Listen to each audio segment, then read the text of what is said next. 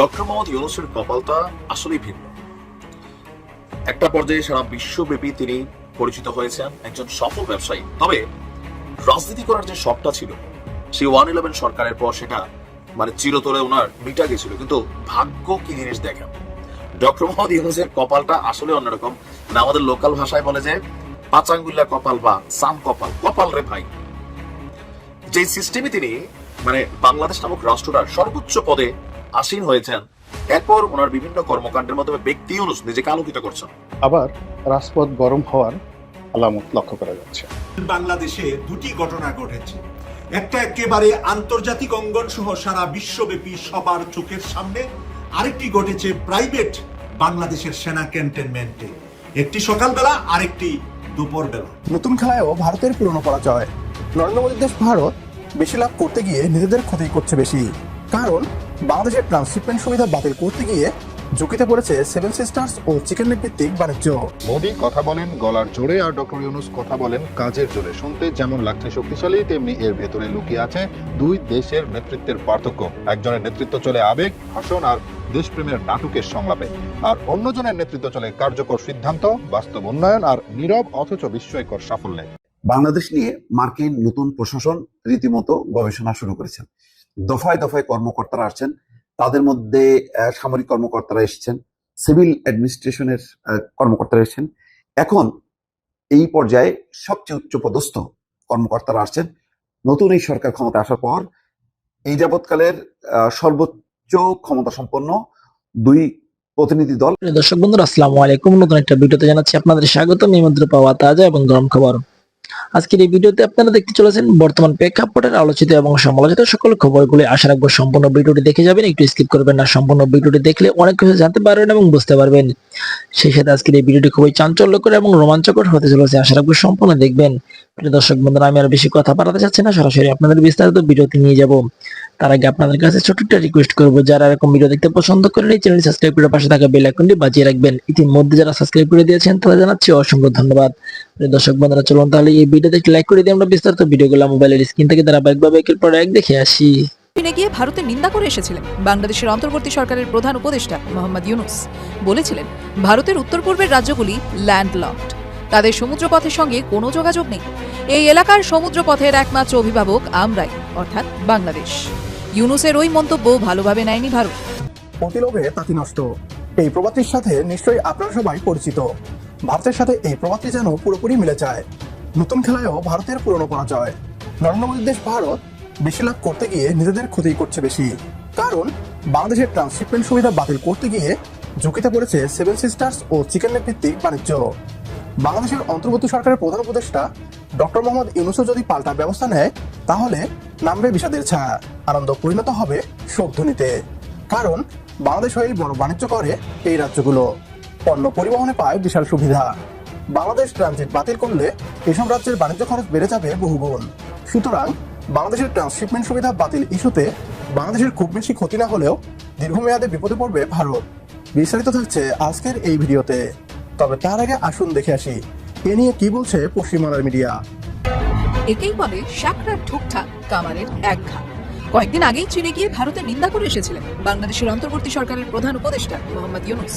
বলেছিলেন, ভারতের উত্তর পূর্বের রাজ্যগুলি ল্যান্ডলকড, তাদের সমুদ্রপথের সঙ্গে কোনো যোগাযোগ নেই।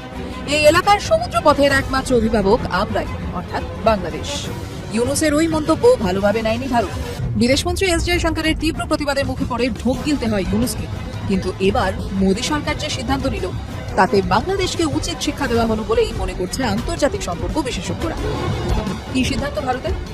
সহজ করে বললে, 8ই এপ্রিলের পর থেকে ভারতের ওপর দিয়ে আর কোনো দেশে পণ্য রপ্তানির জন্য ল্যান্ড কাস্টমস স্টেশন বা শুল্ক কেন্দ্র ব্যবহার করতে পারবে না বাংলাদেশ। এতদিন এই সুবিধার মাধ্যমে বাংলাদেশ নিজস্ব পণ্য ভারতে নিয়ে এসে এখানকার বন্দর ব্যবহার করে তৃতীয় দেশে পাঠাতে পারত। এটি দীর্ঘদিন ধরেই চলছিল। বাংলাদেশের সামগ্রী বিশ্বের অন্যান্য দেশে রপ্তানির জন্য এই ট্রান্সশিপমেন্ট সুবিধে প্রত্যাহার করা হলো।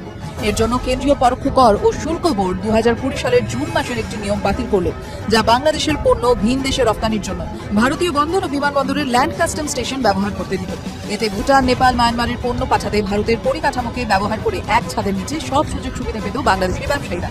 আজকের পর থেকে তা আর মিলবে না। ফলে বাংলাদেশি ব্যবসায়ীদের এবার থেকে ওই সব দেশে পণ্য পাঠানোর ক্ষেত্রে অনিশ্চয়তা বাড়বে।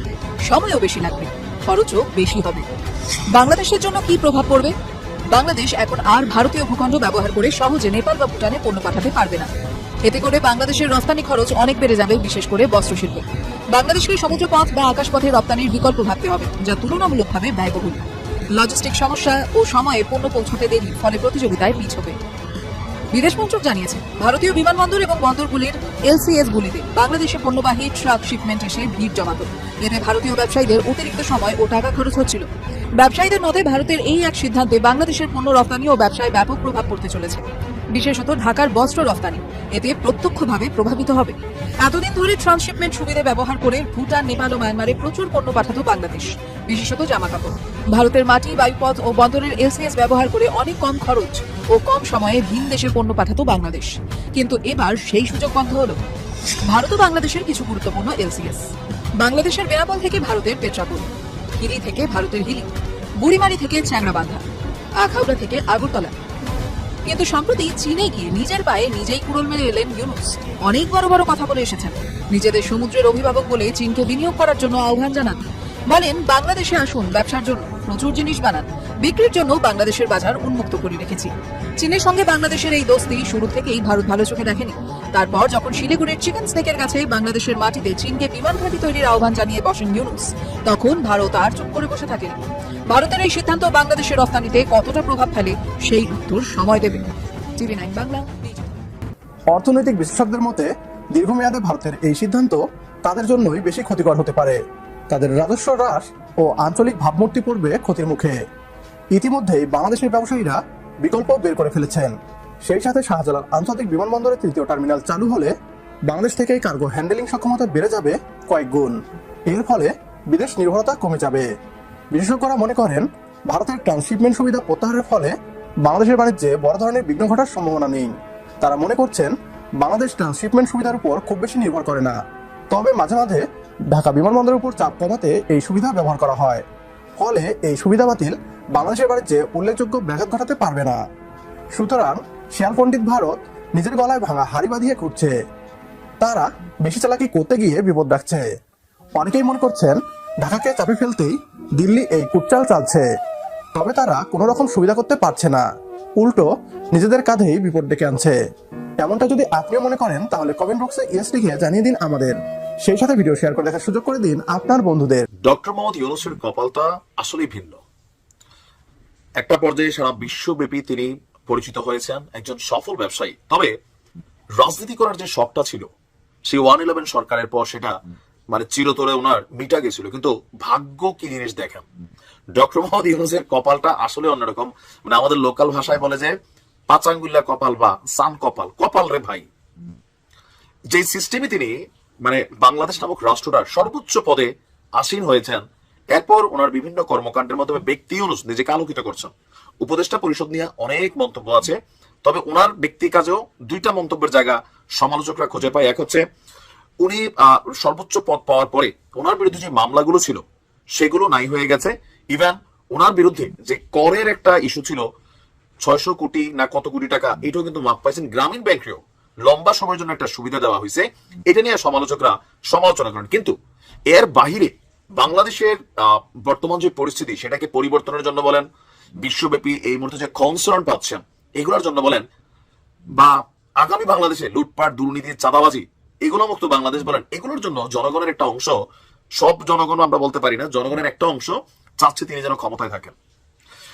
তো এখন গতকালকে আমি একটা নিউজ দিছিলাম যে মার্চ ফর ডক্টর ইউনূস, অনেকে এটা হালকা নিয়েছিলেন, তাই না? এবার দেখেন নারায়ণগঞ্জে কি ঘটছে। নারায়ণগঞ্জ প্রেস ক্লাব চত্বরে সর্বস্তরের জনগণের অংশগ্রহণে এই কর্মসূচি পালন করে। পত্রিকাতে এই শব্দগুলো একটু কানেক্টেড রাখা দরকার। সর্বস্তরের জনগণ এখানে আসে নাই, যারা ডক্টর মোহাম্মদ ইউনূসকে ক্ষমতা চায় তারাই আসছে। আচ্ছা, রাজধানীর ধনিয়া কলেজের সাবেক শিক্ষার্থী আলিফ দেওয়ানের নেতৃত্বে এই মানববন্ধন তৈরি হয়। সেখানে অনেকেই বক্তব্য দিয়েছেন। তাদের বক্তব্য, ফ্যাসিস্ট শেখ হাসিনার সরকারের সময় কেউ কথা বলতে পারতো না, স্বাধীনভাবে চলতে পারতো না। এখন দেশের মানুষ স্বাধীনভাবে চলতে, কথা বলতে পারছে। আগামী 2-3 বছর এই পরিস্থিতি চলমান থাকলে ভালো একটি পরিস্থিতির মধ্যে আমরা দেশে নির্বাচন করতে পারবো। একদল চাঁদাবাজি অপকর্ম করছে, আবার তারা নির্বাচন করছে। এই বক্তব্যটা সরাসরি বিএনপি কে টার্গেট করা তারা দিচ্ছে। সরকারের প্রতি তাদের দাবি, যারা এই মানববন্ধনে আসছে, যে তাদের দাবি, এনসিপির দাবি, বৈষম্য বিরোধীর দাবি, এগুলো এক দাবি, এগুলো এনসিপির বিভিন্ন শাখা প্রশাখা, এটা তো বোঝাই যায় যে বিচার হইতে হবে, তারপর হচ্ছে নিরাপত্তা নিশ্চিত করতে হবে, দলমত নির্বিশেষে ডক্টর ইউনূসকে চাই, এই শব্দটা ভুল, দলমত নির্বিশেষে চায় না। বিএনপি চায় তারেক রহমান ক্ষমতায় আসুক, জামাত চায় জামাতের আমির ক্ষমতায় আসুক, অন্যান্য দলগুলো চায় তাদের নেতারা ক্ষমতায় আসুক। মানে ডক্টর ইউনূসকে যারা ভালোবাসেন বা এনসিপি যারা আছেন নেতা, বিভিন্ন সেক্টরের আমজনতা রূপে হোক, যেই রূপে হোক, মানুষ বোঝে যে ওই সেক্টরে কানেক্টেড তারা। তো তাদের বক্তব্য যে আমরা দলমত নির্বিশেষে ওনাকে চাই এবং সংস্কার বাধ্যতামূলক এটা করতে হবে, দেশ গোছাইতে হবে, 2-3 বছর তিনি ক্ষমতায় থাকুন, সংস্কার শেষে সুষ্ঠু নির্বাচনের মাধ্যমে ক্ষমতা হস্তান্তর করবে। আর বলছেন যে দেশ থেকে ওনার নেওয়ার কিছু নাই, একবার নিছে না তাও না, ওই যে প্রথমে বলছি বিএনপি কিন্তু এই জায়গাগুলোতে কাউন্টার করে যে নেওয়ার কিছু না থাকলে উনি নিজের করটা কেন মাফ করাইলেন, গ্রামীণ ব্যাংকের যে সুবিধাটা দিলেন 2029 পর্যন্ত, এটা কেন দিলেন, ওনারও নেওয়ার কিছু না কিছু আছে। দেখেন, আমরা সত্যিটা বলতে হবে। তো বলছে ও তার বিদেশে লবিং করার ক্ষমতা আছে, এটা সত্য। ওনার স্বজন হারানোর বেদনায় যেটা উনি বিক্রি করে খাবেন, এটা আওয়ামী লীগের প্রধান যিনি ছিলেন শেখ হাসিনা শুধু বলছেন। ওনার পরিবারের কোনো ব্যাকগ্রাউন্ড নেই, এটাও সত্য। তিনি নিজের যোগ্যতা এখানে এসেছেন, এটাও সত্য। কারণ কি, ডক্টর ইউনূস এই জায়গায় আসবেন কেউ ভাবে নাই। ওনার ব্যক্তি ক্যারিয়ারটা এতটা গ্লোরিফাই যে উনি আসার পর এটা নিয়ে কেউ দ্বিমত করে নাই। ইউনূস সরকার প্রয়োজনীয় সংস্কার কাজ সম্পন্ন করতে পারলে একটা ভালো বাংলাদেশ গঠন করতে পারবো। সবাই একটা ভালো বাংলাদেশ চাই, যেখানে সান্দাবাজি, লুটপাট, দখলদারিত্ব, থানা পুলিশের চামচামি এগুলা বা প্রশাসনের চামচামি, এগুলোর বাইরে কিন্তু আমরা একটা বাংলাদেশ আসলেই চাই। কিন্তু এটা এত সোজা না। এই যে এনসিপি যে টিমটা তৈরি হয়েছে, তারা কি থানা পুলিশ প্রশাসনের প্রভাবিত করে না? তারাও করে না কে? এই দেশে এগুলা এত সোজা না। বলার জন্য শুনতে সুন্দর লাগে, বাট বাস্তবতা সবসময় ভিন্ন। যাই হোক, কারা কারা মনে করেন ডক্টর মোহাম্মদ ইউনূসকে এরকম চাচ্ছেন, বা এরপর আমরা দেখলাম যে সারা বাংলাদেশ থেকে নারায়ণগঞ্জের মতন ইউনূস সমর্থকরা মার্চ ফর ডক্টর ইউনূস তারা পালন করতে যাচ্ছে। কি হয় জানি না, টেনশনে আছে বিএনপি। বাংলাদেশে দুটি ঘটনা ঘটেছে। একটা একেবারে আন্তর্জাতিক অঙ্গন সহ সারা বিশ্বব্যাপী সবার চোখের সামনে, আরেকটি ঘটেছে প্রাইভেট বাংলাদেশের সেনা ক্যান্টনমেন্টে, একটি সকালবেলা আরেকটি দুপুর বেলা। দুইটি ঘটনা নিয়েই আমি কথা বলবো আজকের এই পর্বে।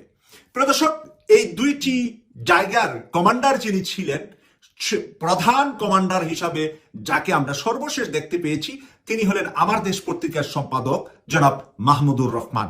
এই বর্ষিয়ান সাংবাদিকই দুইটি অনুষ্ঠানের প্রধান ছিলেন। প্রধানত সকালবেলায় রাওয়া ক্লাবের উদ্যোগে অবসরপ্রাপ্ত সেনা অফিসারদের যে ক্লাবটি ক্যান্টনমেন্টে আছে, সেখানে সকালবেলা 12 তারিখে একটি অনুষ্ঠান হয়। সেখানে প্রধান অতিথি হিসাবে বক্তব্য রাখেন আমার দেশের সম্পাদক জনাব মাহমুদুর রহমান। আর রাওয়া ক্লাবের প্রেসিডেন্ট নির্বাচিত হয় আমাদের সাথে মুক্তিযোদ্ধা, আমাদের সাথে স্বৈরাচার শেখ হাসিনার বিরুদ্ধে আন্দোলন সংগ্রামে গত কয়েক বছর যিনি কথা বলছিলেন, আমাদের কেটিভি 24, পূর্বে নাম আমাদের UK Kasba TV, face the people এবং সকল মিডিয়াতে যিনি সোচ্চার ছিলেন, তিনি হলেন কর্নেল অবসরপ্রাপ্ত আব্দুল হক। সেই কর্নেল অবসরপ্রাপ্ত আব্দুল হকের নেতৃত্বে রাওয়া ক্লাবে সকালের মিটিং এ যেই কথা বলেছেন মাহমুদুর রহমান সাহেব, সেই কথা থেকে বের হয়ে আসছে নতুন তথ্য এবং নতুন পদ্ধতি, নতুন বাংলাদেশ কিভাবে গঠন করা যায়।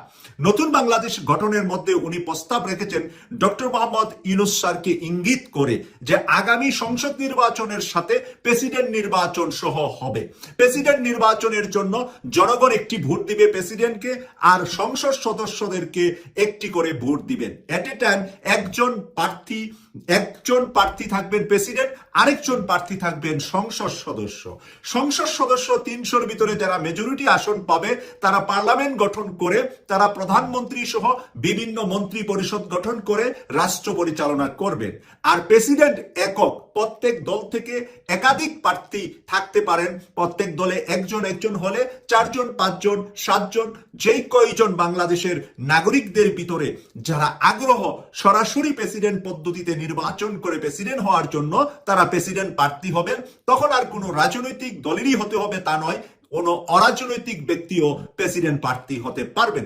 যেরকম আমরা স্বতন্ত্র এমপি প্রার্থী হয়ে থাকি, তাই স্বতন্ত্র ব্যক্তিরা যদি প্রেসিডেন্ট প্রার্থী হয়, তাহলে বর্তমান সময়ে বাংলাদেশের জনপ্রিয়তার শীর্ষে যে ব্যক্তিরা আছেন, তার মধ্যে যদি আমরা উল্লেখযোগ্য 3 জনের নাম বলি বা 5 জনের নাম বলি, তাহলে আমরা এভাবে বলতে পারি: 1 নম্বরে ডক্টর মোহাম্মদ ইউনূস, 2 নম্বরে সাংবাদিক মাহমুদুর রহমান, 3 নম্বরে তরুণ বক্তা, বাংলাদেশের সকল তরুণদের আইডল ডক্টর মিজানুর রহমান আজহারী। আমরা 4 নম্বরে বলতে পারি বিএনপির ভারপ্রাপ্ত চেয়ারম্যান জনাব তারেক রহমান। 5 নম্বরে বলতে পারি জামাতের আমির ডাক্তার শফিকুর রহমান। এভাবে যদি আমরা বাড়াতে থাকি, চরমোনায়ের পীর সহ আমরা অনেকের নাম এখানে বলতে পারবো। কিন্তু ঘটনাটা ঘটবে ভিন্নভাবে।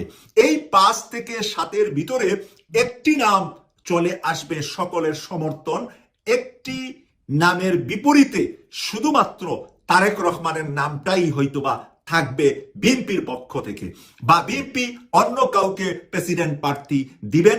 সেটা ছাড়া আর যারা আছেন এখানে প্রার্থী হিসাবে আমি যাদেরকে উল্লেখ করলাম, ডক্টর মিজানুর রহমান আজহারী, ডক্টর শফিকুর রহমান, আমার দেশ পত্রিকার সম্পাদক মাহমুদুর রহমান, এই সবাই কিন্তু ডক্টর ইউনূস স্যারকে সমর্থন দিয়ে বসে যাবেন এবং তারা কিন্তু প্রার্থী হবেন না।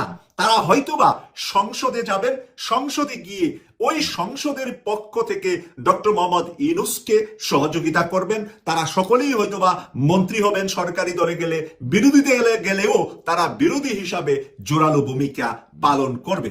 ডক্টর মাহমুদুর রহমান স্যারের নাম কিন্তু আমরা এর আগে বলে আসছিলাম যে এনসিপি নতুন দলটি জন্ম নিয়েছে, এই এনসিপির মাথা বা এনসিপির মাথার উপরে যে একজন শীর্ষ ব্যক্তি থাকা দরকার, সেটা কিন্তু আমার দেশের সম্পাদক মাহমুদুর রহমানের নাম আপনাদেরকে আমরা আগেই বলেছিলাম। এখনো এটা কোনো প্রকাশ্যে এই নাম নয়, কিন্তু এই ছাত্রদের নাহিদদের কেউ না কেউ তো গার্জিয়ান আছেন। এই গার্জিয়ানের দায়িত্বটা কিন্তু আছে সাংবাদিক মাহমুদুর রহমান স্যারের উপরে, এবং তার সাথে আরো কিছু আন্তর্জাতিক অঙ্গনে মিডিয়া ব্যক্তিত্ব, ডাক্তার পিনাকি ভট্টাচার্য, সাংবাদিক ইলিয়াস হোসেন, ডক্টর কনক সারোয়ার সহ আমরা যারা চেঁচামেচি করি, আপনারা যারা আমাদের চেঁচামেচি শুনেন, আমাদের কমেন্টস বক্সে আমাদেরকে সাহস দেন, ভালোবাসা দেন, আমাদেরকে লাইক দেন, লাভ দেন, তারা কিন্তু এই কাতারে চলে আসবেন। বাংলাদেশ নিয়ে মার্কিন নতুন প্রশাসন রীতিমতো গবেষণা শুরু করেছেন। দফায় দফায় কর্মকর্তারা আসছেন, তাদের মধ্যে সামরিক কর্মকর্তারা এসেছেন, সিভিল অ্যাডমিনিস্ট্রেশনের কর্মকর্তারা এসেছেন। এখন এই পর্যায়ে সবচেয়ে উচ্চপদস্থ কর্মকর্তারা আসছেন। নতুন এই সরকার ক্ষমতা আসার পর এই যাবৎকালের সর্বোচ্চ ক্ষমতা সম্পন্ন 2 প্রতিনিধি দল বাংলাদেশে আসছেন মার্কিন। তারা হচ্ছেন যুক্তরাষ্ট্রের দক্ষিণ ও মধ্য এশিয়া বিষয়ক উপসহকারী পররাষ্ট্রমন্ত্রী নিকোল চুলিক এবং যুক্তরাষ্ট্রের পূর্ব এশিয়া এবং প্রশান্ত মহাসাগরীয় অঞ্চল বিষয়ক উপসহকারী পররাষ্ট্রমন্ত্রী অ্যান্ড্রু হেরাপ। দর্শক বুঝতেই পারছেন উচ্চ ক্ষমতা সম্পন্ন। এবং এখানে বলা হচ্ছে যে আলোচনায় তারা যেটা আলোচনা করবেন, গণতান্ত্রিক উত্তরণ গুরুত্ব পাবে, শুল্ক এবং মিয়ানমার পরিস্থিতি, 3টা জিনিসই অত্যন্ত গুরুত্বপূর্ণ। গণতান্ত্রিক উত্তরণ অর্থাৎ এখন যে পর্যায়ে আছে এটা হচ্ছে একটা ইন্টারিম ব্যবস্থার কোনার মধ্যে আছে। সংবিধান বলতে গেলে স্থগিত রেখে অথবা সংবিধানের মধ্যে একটা অন্তর্বর্তীকালীন ব্যবস্থা হিসেবে এই সরকার আছে, যেটা পরবর্তী সময় নির্বাচনের মধ্যে দিয়ে একটা রেগুলার সরকার সামনে আসবে। যুক্তরাষ্ট্র হয়তো জানতে চাচ্ছে যে তোমাদের রেগুলার সরকার কবে আসবে। তো এটা গুরুত্বপূর্ণ। তার মানে 1 নম্বর এজেন্ডা হচ্ছে গণতান্ত্রিক উত্তরণ। গণতান্ত্রিক উত্তরণ মানে বাংলাদেশে এখন কি, সেটা হচ্ছে সাধারণ নির্বাচন, এবং সেই নির্বাচনে কারা অংশ নেবে কারা অংশ নেবে না, অথবা বলা যায় যে গত 3টি নির্বাচন যে একটি জাল জালিয়াতির এবং ভেজাল নির্বাচন ছিল, এবার জন্য নির্বাচনটা সঠিক, সুন্দর হয়, ভালো হয়, অংশগ্রহণমূলক হয়, এই বিষয়টি তারা জানতে চাইবেন। দ্বিতীয় যে বিষয়টি শুল্ক, ইতিমধ্যে 37% শুল্ক আরোপ হয়েছে, 90 দিনের জন্য স্থগিত করেছে। এবং ডক্টর মোহাম্মদ ইউনূস কিন্তু ওই 3 মাস সময় চেয়েছিল, 90 দিন যে স্থগিত করা হোক, তারপর আলাপ আলোচনার মধ্য দিয়ে মার্কিন পণ্যে বাংলাদেশ ছাড় দিতে চায়, তার প্রেক্ষিতে যাতে শুল্ক হারটা কমিয়ে আনা হয়, অর্থাৎ পুরো অ্যাডজাস্টমেন্টের জন্য তিনি 90 দিন সময় চেয়েছিলেন। ঘটনাক্রমে সেই 90 দিন শুধু বাংলাদেশ না, সারা বিশ্বের জন্য স্থগিত করা হয়েছে, এক্সেপ্ট চীনের সাথে সেই শুল্ক যুদ্ধ চলছে। এটা কবে কিভাবে থামবে এটা এখনই বলা যাচ্ছে না। আরেকটি হচ্ছে মিয়ানমার পরিস্থিতি। এটাই হচ্ছে বর্তমানে খুবই গুরুত্বপূর্ণ বিষয়, যে মিয়ানমার পরিস্থিতি শান্ত করতে চায় এবং একটি অবস্থান নিতে চায়, করিডোর হিসেবে বাংলাদেশকে ব্যবহার করতে চায় জাতিসংঘ এবং একই সঙ্গে মার্কিন যুক্তরাষ্ট্র। এখন কিভাবে ব্যবহার করতে চায়, কি লক্ষ্য, বিষয়টা পরিষ্কার না। এটি নিয়ে একটি উত্তেজনা আছে। সবচেয়ে বড় কথা হলো বাংলাদেশের প্রশাসন তারা যাতে চীনমুখী না হয়, বিশেষ করে চীন সফরের পর এবং তার আগে মার্কিন যুক্তরাষ্ট্রের সামরিক কমান্ডাররা এসেছেন, কথা বলেছেন। তারা বুঝতে চাচ্ছে যে চীনের সাথে যাতে এমন কোনো গভীর কোনো সম্পর্ক, বিশেষ করে সামরিক কৌশলগত সম্পর্কে যাতে বাংলাদেশ যুক্ত না হয়, যাতে মার্কিন এই অঞ্চলে যে মার্কিন স্বার্থ, মার্কিন যে তাদের নিজস্ব এই নববর্ষে এনসিপি একটা প্রোগ্রাম আয়োজন করেছে এবং সেটা বেশ আলোচনার বিষয় হয়েছে, বিশেষ করে যারা রাজনীতির খোঁজ খবর রাখেন, রাজনীতি বুঝতে চান, রাজনীতি বিশ্লেষণ করেন। ব্যাপারটা এইরকম যে এনসিপির এই মুহূর্তের আহ্বায়ক জনাব নাহিদ ইসলাম যখন বক্তৃতা করছিলেন তখন তার সামনে খুব অল্প কিছু মানুষ উপস্থিত ছিলেন। ওটা এখানে একটা সাংস্কৃতিক অনুষ্ঠানও ছিল, সেখানেও যে খুব বেশি লোক সমাগম হয়েছে তা না। ফলে এটাকে কেন্দ্র করে একটা আলাপ সামনে এসছে, সেটা হলো এনসিপি কি তাহলে জনগণের মধ্যে যথেষ্ট সমর্থন তৈরি করতে পারছে না? উত্তর যদি ইয়াস হয়, কেন পারছে না? তার আগে একটা কথা বলে রাখা দরকার যে নববর্ষের দিন এই ধরনের একটা প্রোগ্রামে বক্তৃতা করছেন, সেটা খুব মানুষ শুনবে, সেটা খুব হবার কথা না। অ্যাট দ্য সেম টাইম সারা ঢাকায় বিভিন্ন জায়গায় অনেক অনুষ্ঠান হচ্ছে, সুতরাং এই অনুষ্ঠানে কিছু কম উপস্থিতি থাকতে পারে। কিন্তু তারপর আমি বলতে চাই যে এনসিপি যখন ঘোষণা করছে তারা এই ধরনের একটা অনুষ্ঠান নববর্ষের দিন আয়োজন করছেন, তাদের কর্মী সমর্থকরা গেলেও সেইখানে আরও অনেক বেশি মানুষ হবার কথা ছিল, কিন্তু সেটা হয়নি। ধারণা করা যেতে পারে যে তাদের জনসমর্থন যা গড়ে ওঠার কথা ছিল সেটা সম্ভবত গড়ে উঠছে না। শুরুতে একটা কথা একটু বলে রাখতে চাই, আমি এই দলটার আমি খুবই সিরিয়াস ওয়েল উইশার। আপনাদের অনেকের হয়তো বিশ্বাস হবে না, কারণ কিছু কিছু পয়েন্টে তাদের আমি এক ধরনের সমালোচনা করেছি, সেটা আসলে শুভাকাঙ্ক্ষী হিসেবে করেছি, যদিও অত্যন্ত বাজে ধরনের রিয়াকশন পেয়েছি, অন্তত অনলাইনে। আমি জানি না তারা কীভাবে এই দলটার সাথে কানেক্টেড বা কতটুকু কানেক্টেড, কিন্তু পেয়েছি। কিন্তু আমি ওয়েল উইশার, এবং ওয়েল উইশার হওয়ার প্রধান কারণটা আমি আগেও বলেছি, আবার একটু বলে দেই। এই মুহূর্তে বাংলাদেশের পলিটিক্যাল স্ফিয়ারে প্রধান রাজনৈতিক দল হিসাবে বিএনপি আছে। এটা সেন্ট্রিস্ট একটা রাজনৈতিক দল, সেন্টার রাইট এক ধরনের ছিল, কিছুটা বিবর্তন হচ্ছে, এটা পুরো কেন্দ্রে বা কোথায় যাবে, কিন্তু এটা অন্তত রাইটিস্ট কোনো দল না। এবং আমি ব্যক্তিগতভাবে চাই ভবিষ্যতের বাংলাদেশে এই দলটার প্রতিদ্বন্দ্বী হিসাবে কোনো ইসলামী আইডেন্টিটি পলিটিক্স করা রাজনৈতিক দল না দাঁড়াক। এটার জন্যই এই যে ভ্যাকিউম আছে, সেটার জন্যই এনসিপি গ্রো করা এবং শক্তিশালী হয়ে ওঠাকে আমি মনে প্রাণে সমর্থন করি। আমি চাই তারা ভালো করুক, কিন্তু আপাত দৃষ্টিতে মনে হচ্ছে তারা আসলে যেমন করার কথা তারা তেমন করছেন না। প্রশ্ন হচ্ছে কেন? অনেকগুলো বিষয় আছে। একটা কিছুদিন আগে একটা ঘটনার পরিপ্রেক্ষিতে আমি একটা ভিডিও করেছিলাম, সেটা হলো এনসিপির একজন গুরুত্বপূর্ণ নেতা সামান্তা জনাব খালেদ মহিউদ্দিনের সাথে একটা টকশো করেছিলেন। সেখানে তিনি যে জবাব দিয়েছিলেন, যেভাবে তিনি তাকে ডিল করতে চেয়েছেন, ফেস করতে চেয়েছেন, সেই প্রসঙ্গে আমি একটা কথা বলেছিলাম, শুধুমাত্র মধ্যপন্থী রাজনীতি করতে চাই এটা বললে আসলে হবে না। মধ্যপন্থাও ইটসেলফ ইজ এ স্পেকট্রাম, সেদিন বলেছিলাম। এবং এনসিপিকে তার মধ্যপন্থাটাও কী ধরনের মধ্যপন্থা, কোন জায়গার মধ্যপন্থা, সেই জিনিসটা তাদেরকে স্পষ্ট করতে হবে। আর যখন কেউ মধ্যপন্থার রাজনীতি করেন, তখন তার মধ্যপন্থার রাজনীতিটার আলোকেও সমাজের বিভিন্ন রকম ডিবেটে তাকে অংশ নিতে হয়, তাকে তার মতামত জানাতে হয়। সামান্থা সেখানে যে মতামতগুলো আসলে এড়িয়ে যাবার চেষ্টা করছিলেন অনেক ক্ষেত্রেই। আমি আবার একটু স্মরণ করিয়ে দেওয়ার জন্য বলি, সেটা হলো ধরুন রমজানে কেউ খাচ্ছেন, তাকে রেস্টুরেন্ট থেকে বের করে এনে তাকে কান ধরে উঠবস করানো হচ্ছে। দ্ব্যর্থহীন ভাষায় মুহূর্তের মধ্যে জবাব দেবার কথা ছিল, বাংলাদেশ রাষ্ট্রে এটা হতে পারবে না। এনসিপি যে রাষ্ট্র গড়তে চায় সেখানে এটা কোনোভাবেই নেওয়া যাবে না। সহজ সরল একটা উত্তর, কিন্তু না, সেখানেও আমরা দেখলাম তাদের মধ্যে, আমি জানি না এই দ্বিধাটা শুধু তার মধ্যে নাকি তাদের দলের মধ্যে আছে, এই জিনিসগুলো আসলে হলে হবে না। তাদের খুব দ্রুত তাদের একটা পলিটিক্যাল অবস্থান ঠিক করতে হবে, সেটা তাদের এখনো হয়ে ওঠেনি। ফলে তাদের রাজনীতিটা কি সেটা এখনো খুব স্পষ্ট না মানুষের সামনে। একটা রাজনৈতিক দল যখন তৈরি হয়, তার রাজনীতিটা কি সেটা আস্তে আস্তে মানুষ জানতে চাইবে। অ্যাট দ্য সেম টাইম তারা অন্তত, অবশ্য আমি দুটো এজেন্ডা সেটিং, পলিটিক্সের মাঠে আমি প্রায় বলি যে তারা এজেন্ডা তৈরি করতে হয়, পলিটিক্যাল ইস্যু তৈরি করতে হয়। মানে ইস্যু তৈরি করাকে আমরা এভাবে বলতে চাই না যে জাস্ট ঘাট ধরে কিছুকে ইস্যু বানানো, কিন্তু ইস্যুও বানিয়ে তুলতে হয়। কেউ একজন কোনো একটা কিছু মন থেকে পছন্দ করে, চায়, কিন্তু সেটাকেও পলিটিক্সের মাঠে যখন কেউ আসে, তাকে ইস্যু হিসাবে মাঠে এটাকে ইস্যু করে তুলতে হয়, মাঠে আনতে হয়, এবং সেটার মাধ্যমে জনগণের সাথে কমিউনিকেট করতে হয়। এনসিপি সোফার দুটো ইস্যু নিয়ে মাঠে নেমেছে, আমি দুটোকে ভালো মনে করি, সঠিক মনে করি, অ্যাপ্রিসিয়েট করি। একটা হচ্ছে সংস্কার। এখন সংস্কার যে ইস্যুটা আছে, সেই ইস্যুটা এডুকেটেড কনসিয়াস মিডল ক্লাস, বিশেষ করে আরবান মিডল ক্লাস, এই সংস্কার ইস্যুটাতে আসলে কানেক্টেড হয়। আমরা দীর্ঘদিন থেকে আমাদের সমাজে সংস্কার বিষয়ক আলাপ আলোচনা ছিল, ফলে এই শ্রেণীটার সাথে কমিউনিকেট করার জন্য এই ইস্যুটা ভালো, তারা এটা করছেন। আর একেবারে কম শিক্ষিত, অশিক্ষিত বা পড়াশোনা, মানে আমি অক্ষর জ্ঞানের কথা বোঝাচ্ছি, নেই থেকে শুরু করে অতি উচ্চশিক্ষিত মানুষের মধ্যেও আওয়ামী লীগ গত 15 বছরে বাংলাদেশকে যে জায়গায় নিয়ে গেছে সেই কারণে আওয়ামী লীগের প্রতি তীব্র ক্ষোভ আছে। মানে আওয়ামী লীগ নিষিদ্ধ করা বা তার বিরুদ্ধে অ্যাকশন নেওয়া, বিশেষ করে নিষিদ্ধ করার যে অবস্থান নিয়েছেন, এটাও পলিটিক্যাল এজেন্ডা হিসাবে তাদের জন্য বেশ ভালো, এবং আওয়ামী লীগের বিচারের ক্ষেত্রেও তারা খুবই কঠোর অবস্থান নিয়েছেন। সো এগুলোকে তারা যদি ঠিকঠাক মতো ক্যাম্পেইন করতে পারেন, সেগুলো আসলে জনগণের সাথে কানেক্ট করবে বলে ধারণা করা যায়। এভাবেই আসলে জনগণের সাথে কানেক্ট করতে হয়। কিন্তু এখানে একটা কিন্তু আছে, সেটা হলো এ দুটো এজেন্ডাকে বাই এনি চান্স যদি কারো মনে হয় যে ইলেকশন পেছানোর কোনো রকম কোনো কৌশল, সেটা আসলে ব্যাকফায়ার করবেই।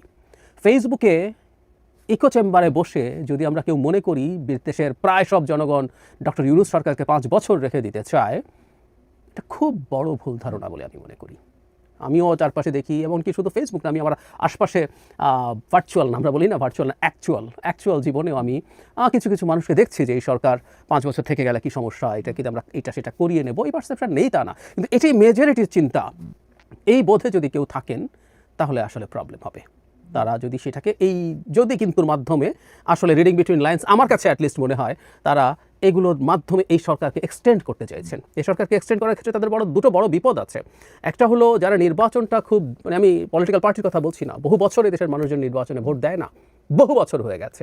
ফলে একটা নির্বাচনের জন্য যারা অপেক্ষা করছেন, আমি সাধারণ নাগরিকদের কথা বলছি, তারা যেমন খুশি হবেন, আরেকটা বড় প্রবলেম আসলে দাঁড়াবে, সেটা হলো ক্ষমতা এক্সটেন্ড করতে সরকারকে এনসিপি সাহায্য করছে, এই রকম কোনো পারসেপশন যদি তৈরি হয়, সেটা সরকারের সাথে এনসিপির কানেকশনটাকে আরও স্ট্রং করে তুলছেও।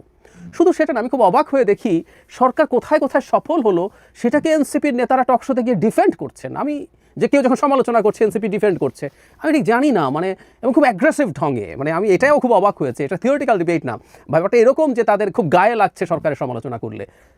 গায়ে লাগতে পারে, এই সরকারকে আমরা সবাই ওন করি, কিন্তু যখন এটা অনেক বেশি ওভারওয়েলমিংলি করে, প্রিভিয়াস যে পারসেপশন ছিল সেটা হচ্ছে এই সরকারের একটা এক্সটেনশন এনসিপি, সেটা আরও প্রতিষ্ঠিত হয়। তাদের মাথায় রাখতে হবে, তাদের আহ্বায়ক যখন সরকার থেকে বেরিয়ে এসছেন নাহিদ ইসলাম, আমি প্রায় বলি তিনি একদিন ঘুম থেকে ওঠার মনে হয়েছে উনি এনসিপিতে জয়েন করবেন, ওটার আহ্বায়ক হবেন না। ওনার এই পরিকল্পনা দীর্ঘদিন থেকে ছিল। তার মানে একটা সরকারের উপদেষ্টা বুকে এনসিপি নিয়ে বসেছিলেন এবং এখনো দুজন বসে আছেন। তো সরকারের সাথে তাদের যে যোগসাজশ বা যোগাযোগ, এটা তাদেরকে যে কিংস পার্টি তকমা, সেই তকমাটা দিচ্ছে। এখন কেউ বলতে পারেন কিংস পার্টি হলে অসুবিধা কি, প্রায় তারা বলেন। আমি এই জন্যই বলি যে সেটাও যদি হয়ে থাকে তারা ঘোষণা করুক এটা ডক্টর ইউনূসের কিংস পার্টি। ডক্টর ইউনূসের সরকার যদি এত সফল হয় সেটা ঘোষিত হোক। কিন্তু আমরা এটা অন্তত দেখতে পাচ্ছি এই ধরনের বিষয়গুলো অনেকেই পছন্দ করছেন না। এটা আরেকদিন হয়তো আলাদাভাবে কথা বলবো। তাদের যে দুজন এখনও সরকারে আছেন, তাদের আসলে খুব দ্রুত সরকার থেকে বেরিয়ে আসা উচিত। সত্যি বলতে সরকারেরই তাদেরকে এখান থেকে বের করে দেওয়া উচিত, কারণ এটা নিয়ে প্রচুর ডিবেট সামনে অপেক্ষা করছে। তো ফলে সরকারের সাথে সরকারের ক্ষমতা এক্সটেন্ড করার ধরনের প্রসেসে তারা আছেন। আবারও বলছি, এটা তারা করছেনই, নট নেসেসারিলি। এই পারসেপশন যদি তৈরি হয়, সেটাও তাদের জন্য বেশ ক্ষতিকর হয়ে দাঁড়াবে বলে আমি মনে করি। শুধু সেটা না, আমার কাছে একটা জিনিস আবার খুব বেশ ফ্রাস্ট্রেটিং লাগে এই দলটাকে নিয়ে। মধ্যপন্থী দল উদার গণতান্ত্রিক হবে, তারা তো রাইটিস্ট বা লেফটিস্ট এক্সট্রিমিস্ট দল না, কিন্তু তাদের অনেকেরই, অন্তত তাদের অনলাইনে অনেকেরই আচরণ দেখে আমি খুব অবাক হই। ভীষণ এক্সট্রিমিস্ট আচরণ তারা করছেন। কেউ কাউকে কারণ তাদের সমালোচনা করলে, আমি শুধুমাত্র সমর্থকদের মন্তব্যের কথা বলছি না, গুরুত্বপূর্ণ অ্যাক্টিভিস্টরা যেভাবে ভিন্ন মতের উপরে তারা বিভৎস রকম আক্রমণ করছেন, তাতে তাদের গণতান্ত্রিক মানসিকতায় প্রবলেম আছে মনে হবে। এবং একটা কথা মনে রাখা দরকার, রাজনীতিতে শত্রু বাড়িয়ে খুব ভালো হয় না, অন্তত সেই মানুষগুলোকে শত্রুতে পরিণত করা উচিত না, যেই মানুষগুলো আসলে তাদেরকে অন্তত শত্রুতার দৃষ্টিতে দেখছে না। সমালোচনা করার শত্রুতার দৃষ্টিতে দেখা একই না। আমি ডক্টর ইউনূসের সমালোচনা করি, কিন্তু আমি কোনোভাবেই তাকে শত্রু দৃষ্টিতে দেখি না। যেখানে যেখানে তিনি যা যা অর্জন করছেন, বা আমার সমালোচনার ভিডিওর মধ্যে আমি তার অর্জন নিয়ে কথা বলি, এমনি বলি, আমাকে কেউ কখনো কিছু বলেনি। সব সমালোচনার পর সরকারের দিক থেকে কেউ আমাকে কোনোদিন কোনো রকম, অনেক উপদেষ্টার সাথে দেখা হয়, ব্যক্তিগত যোগাযোগ আছে, কেউ আমাকে বারণ করেননি, কখনো করেননি, নেভার এভার। স্পেসিফিকলি সমালোচনা করেছি এমন উপদেষ্টাও ওটার উল্লেখ করে ফান করেছেন। কিন্তু শেখ হাসিনার শত্রু ছিলাম আমরা। তার সাথে যখন কথা বলতাম, তার সমস্যা নিয়ে কথা বলতাম, তার শত্রুতে পরিণত হয়েছিলাম। ফলে সমালোচনা করলেই সে তাকে শত্রু বানিয়ে ফেললে ভালো হবে না। অপরপক্ষও যখন শত্রু হয়ে যায়, সেটা তখন চলে আসে পাল্টা। এবং সমাজে যখন কেউ কানেক্ট করতে চায়, তখন শত্রুদের, যাদেরকে তারা শত্রু বানিয়েছেন, তাদের বয়ানও যদি ম্যাটার করে, সেটা সমস্যা তৈরি করবে। এটা আছে। একই সাথে যেটা একটু মনে রাখা দরকার আমি মনে করি, এটা আসলে প্রবলেম তারা কীভাবে ডিল করবেন সেটা ভাবা দরকার আছে। সেটা হলো বাংলাদেশের যে ধরনের পলিটিক্যাল পার্টি তৈরি হয়েছে, আমি জানি না তারা যদি তৈরি করতে পারেন এটা একটা নতুন উদাহরণ হবে। বাংলাদেশে এখন পর্যন্ত খুবই সফল রাজনৈতিক দল যেগুলো নির্বাচন করে ক্ষমতায় গেছে, সেগুলো আসলে এক ধরনের কাল্ট ফিগারের ওপরে দাঁড়িয়ে গেছে। সেই কাল্ট আদতে কতটুকু যোগ্য অযোগ্য, আদতে তার কতটুকু অর্জন, সেটা ডিফারেন্ট ডিবেট। কিন্তু কাল্টের মাধ্যমে যে দুটো দল নির্বাচন করে বাংলাদেশে ক্ষমতায় গেছে, বিএনপি আওয়ামী লীগ, কাল্ট ফিগারের উপরে দাঁড়িয়ে গেছে এবং এখনও তাদের রাজনীতিতে সেই কাল্টের আলাপ আছে। এটা এখনো ভাঙা লাগবে না তা বলছি না, কিন্তু এটা ভাঙার চেষ্টা কতটুকু শর্ট টার্ম বা মিড টার্মে সফল হবে এই প্রশ্ন আছে। কারণ আমরা যে গণতান্ত্রিক সমাজ গড়ার চিন্তা করি সেটা থেকে আমরা আরও অনেক পিছিয়ে এসেছি। মানে 8 সালে আওয়ামী লীগ যখন নির্বাচিত হয়, 8 সালের নির্বাচনে, তখনও আমাদের সমাজ রাষ্ট্রীয় ব্যক্তির যে পরিমাণ গণতান্ত্রিক মানসিকতা ছিল সেটা থেকে আমরা আরও বহু গুণ পিছিয়ে গেছি। সেই জায়গায় দাঁড়িয়ে এই ধরনের একটা দল, যেটা মূলত জাস্ট তরুণদের দল, মানে দলের টপ সব leader late 20s and early 30s, এরকম একটা দল বাংলাদেশের মানুষ কতটুকু গ্রহণ করবে সেটা একটা বড় প্রশ্ন। তরুণদের প্রতি এক ধরনের আগ্রহ তৈরি করার সুযোগ থাকলেও সেটা আসলে দিনের শেষে পেরে উঠবে কিনা প্রশ্ন আছে। সো এই রকম এতগুলো চ্যালেঞ্জ নিয়ে আসলে একটা দলের পক্ষে গড়ে ওঠা, বেড়ে ওঠা খুব সহজ না। আরেকটা বড় ঝুঁকি তারা নিজেরা নিজেদের জন্য তৈরি করেছেন, যেটা আমি প্রায় বলি। অনেকে বলেন যে এই দল ওই দল, এটার সমালোচনা না কেন, ওটার সমালোচনা কেন। আমি এটা জবাব দিয়েছি। ধরুন বিএনপির চাঁদাবাজি, বিএনপির বিভিন্ন জায়গায় দখলবাজি নিয়ে আলোচনা হয়, জেনুইনলি এটা আছে। এটার সবচেয়ে বড় প্রমাণ বিএনপি 2000-2500 মানুষ বহিষ্কার করেছে। তার মানে বিএনপি নিজেও মনে করে এটা আছে এবং এই সংখ্যা আরও বেশি আছে যারা এখনো বহিষ্কৃত হয়নি। I agree with that. কিন্তু প্রায় যে কথাটা বলছি, যে দলটা ইসলামের নামে রাজনীতি করে বা যে দলটা, এটাও জরুরি কথা, নতুন বন্দোবস্তের কথা বলে, তার কোনো অনিয়ম, তার কোনো ফিনান্সিয়াল ট্রান্সপারেন্সির অভাব, সেটাকে মানুষ ভিন্নভাবে দেখবে। এটা সবচেয়ে জরুরি। এটাকেই যখন কেউ মূল বয়ান করে, ফলে তাদের ফিনান্স কোত্থেকে আসে, তারা কীভাবে অফিস মেনটেইন করছেন, তারা কীভাবে লঞ্চিংয়ের সময় এত বড় প্রোগ্রাম করলেন, কীভাবে তাদের ইফতার পার্টি এভাবে হলো, কীভাবে তাদের বিভিন্ন মানুষজন বিভিন্ন জায়গায় গিয়ে এত রকম ব্যবস্থাপত্র তাদের সাথে থাকে, একজন নেতার পেছনে এত গাড়ি কীভাবে যায়, বা আমরা তো এই সমাজে থাকি, অনেক ফিসফাস শুনি এবং এগুলো বেজলেস না। কিভাবে এই পার্টির নেতারা আগেও যখন বৈষম্য বিরোধী ছাত্র আন্দোলন বা নাগরিক কমিটিতে ছিলেন, কিভাবে বিভিন্ন জায়গায় নানান তদবিরের, বা এভাবে যদি বলেই ফেলি তদবির বাণিজ্যের সাথে জড়িয়ে গেছেন, এসব তথ্য কি নেই? এসব তথ্য আছে এবং আমরা জানি। ফলে এই কথাগুলো যখন মানুষের কাছে যায়, সেটা একটা মেজর প্রবলেম তৈরি করে। আর সর্বশেষ আরেকটা ঝুঁকি হয়তো তাদের জন্য তৈরি হচ্ছে, সেটা তাদের একটু মাথায় রাখা দরকার হবে। এক্স শিবিররা যারা ছিলেন, এদের অন্তত 2 জন নেতা এই দলে শেষ পর্যন্ত যোগ দেননি। তারা কি পদ পাবেন সেই ডিবেটে, জুনায়েদ এবং রাফে, তারা নতুন একটা প্ল্যাটফর্ম তৈরি করছেন এবং সেখানে নতুন রাজনৈতিক দলই তৈরি হবে, এরকম মানে এখন বলে ফেলাই যায়। ফলে এই দলে অন্যান্য এক্স শিবির বা ইসলামিস্ট যারা ছিলেন, তারা ওই প্ল্যাটফর্মে চলে যাওয়ার সম্ভাবনা আছে। সেটা হলে সেই দলটার অন্তত যতটুকু শক্তি দেখা যাচ্ছিল, ওটুকু শক্তিও আর থাকে কি না, এসব প্রশ্ন এসে হাজির হবে। বটম লাইন এটা, নেতৃত্বের ব্যাপারে এবং সবচাইতে জরুরি কথা, তাদের রাজনীতিটা স্পষ্ট করতে হবে। তাদের রাজনীতিটা স্পষ্ট করতে হবে এবং তারা যে জিনিসটা বিক্রি করার চেষ্টা করেন, তাদেরকে আলাদা করার জন্য ইউএসপি, প্রত্যেকটা রাজনৈতিক দল, ব্যক্তি, সবারই একটা ইউএসপি থাকে আসলে, ইউনিক সেলিং প্রপোজিশন। আপনি আসলে যেটা বিক্রি করছেন নতুন বন্দোবস্ত, নতুন, পুরনো দল খারাপ, পুরনো দল কারাপ্ট, পুরনো দল সুশাসন দেয়নি, সেটা যখন বিক্রি করা হচ্ছে, নিজেদের অবস্থানটা সেটার সাথে, সেই মানদণ্ডে অনেক উঁচুতে রাখতে হবে।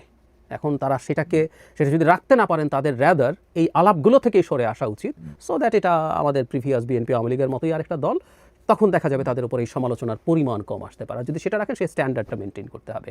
তার মানে আবারও শেষ কথা যেটা বলে শেষ করতে চাই, মধ্যপন্থী দল বললেই হবে না, তাদের রাজনীতি স্পষ্ট করতে হবে এবং বিভিন্ন রকম ডিবেট যখন আমাদের সোসাইটিতে এসে হাজির হয়, সেগুলোতে তাদের অবস্থান একদম স্পষ্ট করতে হবে। কারণ মধ্যপন্থী রাজনৈতিক দল, তারা মধ্যপন্থার যে জায়গাটা নেবেন, সেই ইডিওলজিক্যাল জায়গা থেকেই তিনি অন্যান্য যেসব ডিবেট আসবে সেগুলো। প্রিয় দেশবাসী, শুরু থেকে শেষ পর্যন্ত যারা এই ভিডিওটি দেখেছেন, সকলকে জানাই অসংখ্য ধন্যবাদ। যারা এরকম নিউজ ভিডিওতে পেতে পছন্দ করেন, তারা অবশ্যই এই চ্যানেলটি সাবস্ক্রাইব করে পাশে থাকা বেল আইকনটি বাজিয়ে দিবেন। যারা এখনও এই ভিডিওটি শেয়ার করেননি, এই ভিডিওটি দ্রুত শেয়ার করে সকলকে দেখার সুযোগ করে দিন। আজকের মতন এই পর্যন্ত, দেখা হচ্ছে পরবর্তী কোনো ভিডিও নিয়ে, ইনশাল্লাহ।